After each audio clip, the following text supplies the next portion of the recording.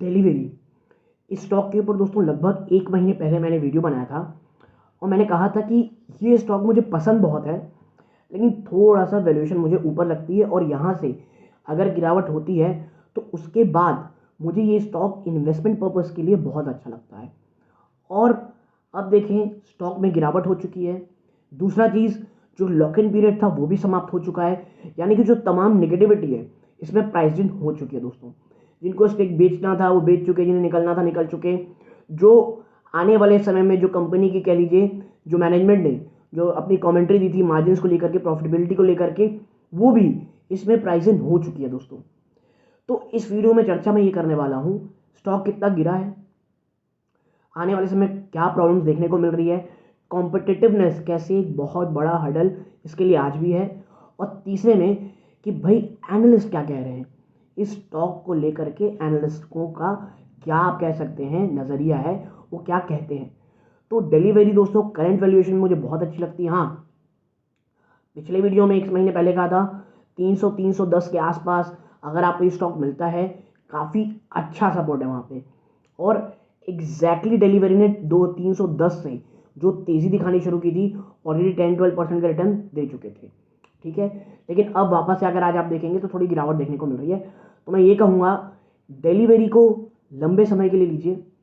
कुछ short term में आपको हेडविंड्स देखने को मिलेंगी, प्रॉब्लम देखने को मिलेंगी, but as a company, as a technological advancement या एडवांटेज जो डिलीवरी के पास है, बैलेंस शीट का एडवांटेज डिलीवरी के पास है, ये कम लोगों के पास है दोस्तों।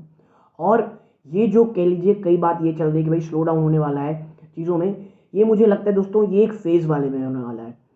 ये फेज़ जब चला जाएगा, और देखिए प्रॉब्लम्स रहती हैं सभी जगहों पे, बट निवेश इन्वेस्टमेंट तब किया जाता है जब प्रॉब्लम्स बहुत ज़्यादा दिखाई दें और स्टॉक उसको प्राइस इन कर जाए। अभी अभी आप देखेंगे तो आरबीएल बैंक जैसे एक समय में कोई छूने की बातें नहीं कर रहा था, अचानक से ब्रोकरेज हाउसेस बदल के उसे बहुत अच्छे टारगेट दिए जा रहे हैं। तो देखिए बात यही रहती है, लॉन्ग टर्म इन्वेस्टमेंट ऐसे ही रहती है दोस्तों। वो तब की जाती है या तो स्टॉक बहुत ज़्यादा गिर जाए, या एक कह सकते हैं आप किसी न्यूज़ फ्लो के कारण उसमें गिरावट आ जाए दोस्तों, ठीक है। तो क्या है पूरा मामला, एनालिस्टों का क्या कहना है, कॉम्पिटिटिवनेस क्या प्रॉब्लम है, इन तमाम चीज़ों में चर्चा करेंगे। वीडियो को अंत तक देखिएगा। नमस्कार दोस्तों, मेरा नाम है अमिताभ मिश्रा और आज बात करने वाला हूँ मैं डिलीवरी की। तो दोस्तों विदाउट वेस्टिंग टाइम सीधा मैं आपको लेके चलता हूँ उस एनालिसिस की तरफ, ठीक है। देखिए ये है डिलीवरी लिमिटेड। आप देखेंगे तो ऊपरी स्तरों से आपको यहाँ पे 54% की गिरावट देखने को मिल रही है दोस्तों, ठीक है। और एक साल में अगर आप जहाँ थे वहाँ लेते तो आप ऑलरेडी 38% की गिरावट दिखा चुके हैं, बट ऊपरी स्तरों से यहाँ तक आप चेक करेंगे तो स्टॉक आपका कह लीजिए आपके जो पूंजी थी उसे आधे से भी ज़्यादा कम कर चुका है, ठीक है। और आने वाले समय में कि भाई प्रॉब्लम क्या है, तो देखिए प्रॉब्लम में क्या है, आप यहाँ पाएंगे competitive intensity to rise. Market trend indicate that e-commerce activity is moderating globally due to constrained funding environment, ठीक है। मैंने आपको कहा था कि भाई स्लो डाउन की बातें हो रही हैं, तो भाई मार्केट ट्रेंड ये कह रहा है कि जो ई कॉमर्स एक्टिविटी है ये धीरे धीरे ग्लोबली स्लो की तरफ जा रही दोस्तों। और रीज़न क्या है भाई कि फंडिंग एनवायरनमेंट अब उतना अच्छा नहीं रहा, फेवरेबल नहीं रहा, ठीक है। इन्फ्लेशन लगातार बढ़ रहे हैं, स्पेंडिंग में कंज्यूमर लगातार कमी कर रहा है। और Singapore giant Sea Limited has recently shut its e commerce business Shopee in India. Singapore की दोस्तों जो जाइंट सी लिमिटेड है उसने यहाँ पे ई कॉमर्स कह लीजिए बिजनेस बंद किया है। इतना ही नहीं, अमेजोन ने अपनी फूड डिलीवरी बंद कर दी और 2 अन्य चीज़ें बंद कर दी हैं। तो ये तमाम चीज़ें चल रही हैं। With in 6 months of its launch, while e-commerce activity is slowing down, competitive intensity is perking up. Flipkart is opening up its logistic arm e-cart to other e-commerce companies, ठीक है भाई। जो फ्लिपकार्ट है वो अपनी ई कॉमर्स कह लीजिए जो लॉजिस्टिक है आम है ई कार्ट, उसका एक बहुत बड़ा आप कह सकते हैं लॉजिस्टिक आर्म खोल है, उसे आप कह लीजिए और भी ज़्यादा तरीके से बढ़ा रही है। Amazon has also started offering its transportation and logistics network as a service to third party merchant business and direct to consumer brands in India. इतना ही नहीं, अमेजोन दोस्तों वो भी जो थर्ड पार्टी, सिर्फ अपने अमेजोन प्रोडक्ट नहीं दोस्तों, जो अन्य प्रोडक्ट्स होते हैं उन्हें भी कॉमर्स के लीजिए यानी सामान इधर से उधर भेजने की जो थर्ड पार्टी सर्विस है उसे शुरू कर रही है, ठीक है।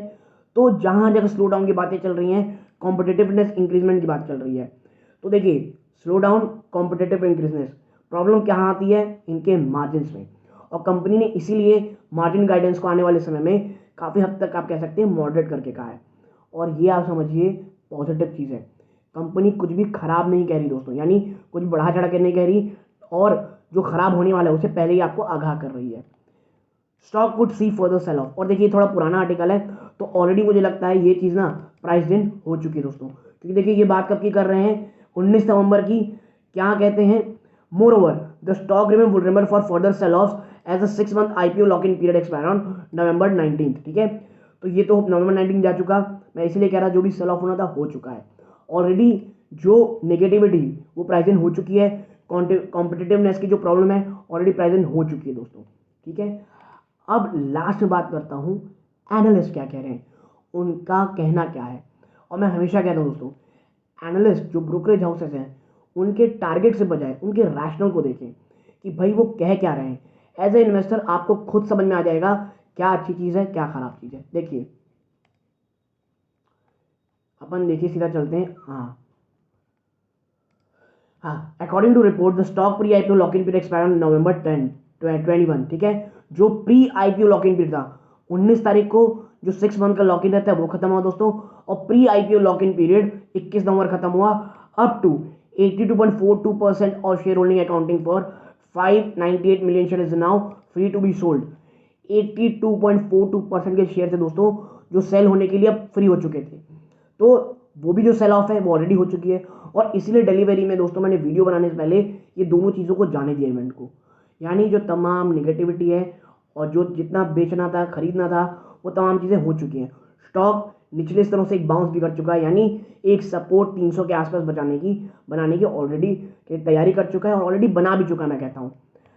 Mark you investor like SoftBank, Nexus Partner, Canada Pension Plan Investment Board, Tiger Global, Times Internet and FedEx are now eligible to offload their stakes.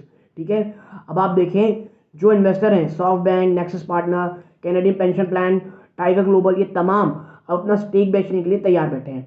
While soft bank, tiger global sitting on gains, FedEx starting at a loss on it's investment.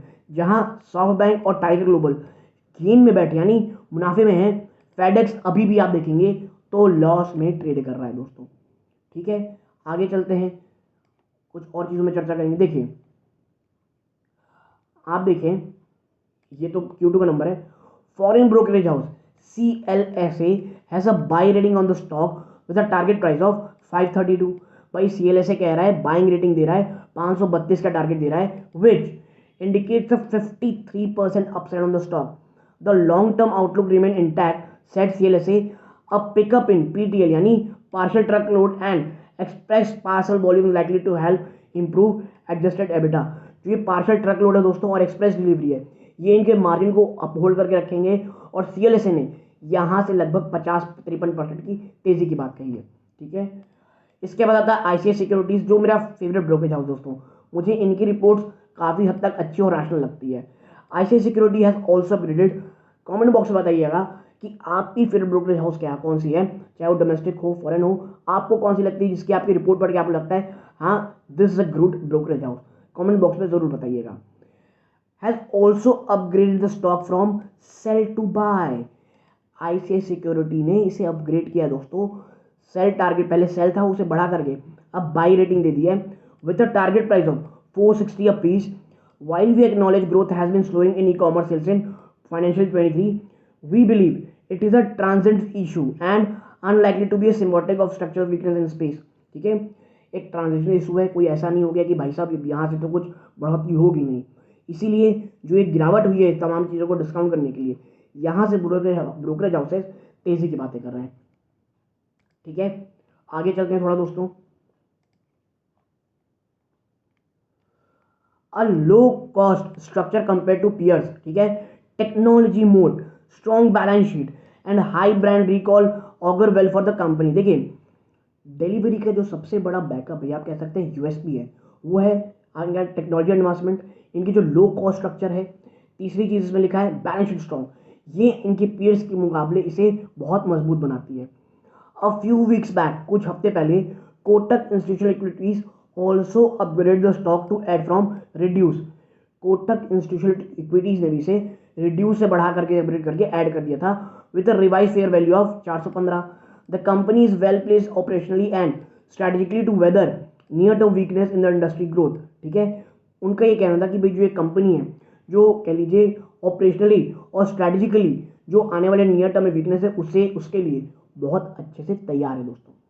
और इसीलिए मैं कह रहा हूँ Delhivery as a stock for a longer term एक काफ़ी अच्छा stock है। तमाम नेगेटिविटी प्राइस हो चुकी है, pre IPO lock in period खत्म हो चुका है, आईपीओ लॉक इन पीरियड खत्म हो चुका है।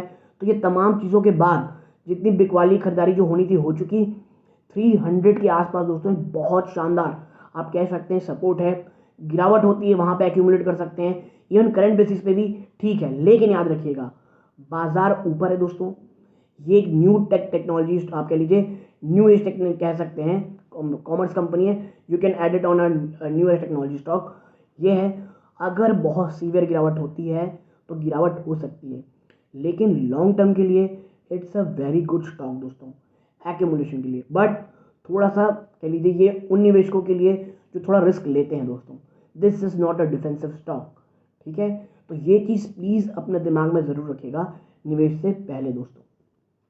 ये कोई बाइंग और सेलिंग रिकमेंडेशन नहीं दोस्तों, जो आर्टिकल में था आपके साथ शेयर किया मैंने, जो मुझे पर्सनली लगता है वो कहा मैंने।